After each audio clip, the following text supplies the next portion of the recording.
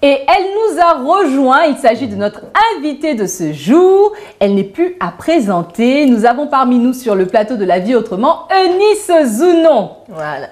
Eunice Zounon qui est humoriste, blogueuse. Nous avons tous parcouru son fil d'actualité à la recherche de nouvelles vidéos drôles. En tout cas, ça a été passionnant de découvrir l'évolution d'Eunice. Nous l'avons ici aujourd'hui. Eunice, bienvenue parmi nous.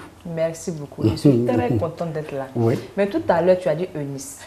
Quand on dit Eunice, c'est toujours suivi de BP Bouche Pointue, celle qui se mêle, qui ne la regarde jamais. Président du bateau d'ici et d'ailleurs. Ça, c'est moi.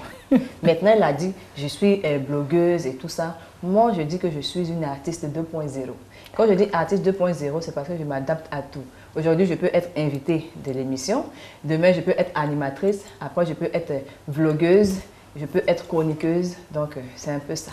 Plusieurs cordes à son arc. C'est toi qui devais dire tout ça là. Non, le parcours est juste magnifique.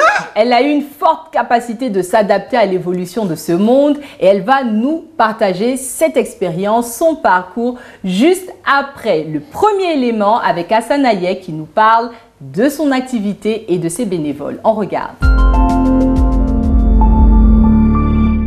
J'ai démarré BPS parce que sur la toile, on a vu beaucoup d'appels à l'aide. Donc, il fallait qu'on fasse quelque chose et c'est ce qu'on a entrepris de faire. On fonctionne aujourd'hui à 90% sur les réseaux sociaux. On essaye de rassembler les gens, on essaye de créer une cohésion sociale. La force, c'est de pouvoir être assis chez soi et voir un cas à 600 ou 700 km grâce aux réseaux sociaux. Si on doit faire un bilan aujourd'hui, c'est très compliqué parce qu'on a 18 mois d'existence, on a déjà géré plus de 4000 cas entre des opérations de cancer, des dons de sang, des achats de poches de sang, des médicaments, des gens qui sont dans des conditions très difficiles à l'extérieur du pays qu'on a fait revenir sur Abidjan. On est à peu près à 4000 cas de manière directe et indirecte, sans compter les dons qu'on fait aux pouponnières et compagnie. Ça se chiffre à beaucoup de millions, mais aujourd'hui on est là grâce à tous ces bénévoles qui sont à peu près 250 000 bénévoles aujourd'hui qui sont prêts à faire véhiculer ce message, à être solidaires. Et aujourd'hui on est arrivé à un stade où personne ne peut voir quelqu'un en difficulté sans s'arrêter, demander les nouvelles et publier sur Bénévoles de Premier Secours. Nous ne sommes pas subventionnés. Ce sont nos 500, nos 1000 francs ensemble qui sauvent ces gens, plus la force des médecins qui sont en Côte d'Ivoire que je voudrais saluer ici. Nous, notre rêve, c'est de pouvoir tout faire. Mais à un moment donné, il faut prendre des décisions pour dire oui, lui, on le prend, lui, on ne le prend pas.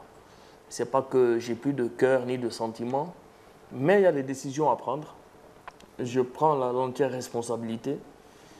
Peut-être que j'excelle dans ce domaine, tandis que d'autres, c'est lourd parce que tu sais en toute âme et conscience que la personne va mourir aujourd'hui ou demain ou après-demain. Tu ne peux pas le dire aux parents. Tu essayes de lui faire comprendre d'une manière ou d'une autre. Le plus gros défaut que j'ai, c'est que je ne réponds même plus aux gens. Le silence, après 3-4 jours, ils m'envoient un message, la personne est décédée. Je me dis qu'ils l'ont déjà compris comme ça parce que souvent, tu ne trouves pas les mots adéquats. Tu as une maman, tu as un papa, ton enfant en train de mourir parce qu'il n'y a pas de sang, d'abord. Tu appelles un peu partout où on peut trouver du sang. Et il n'y a pas, qu'est-ce que tu vas dire aux parents? Des fois, l'argent est là, malheureusement, il n'y a pas de sang, il n'y a pas de plateau technique.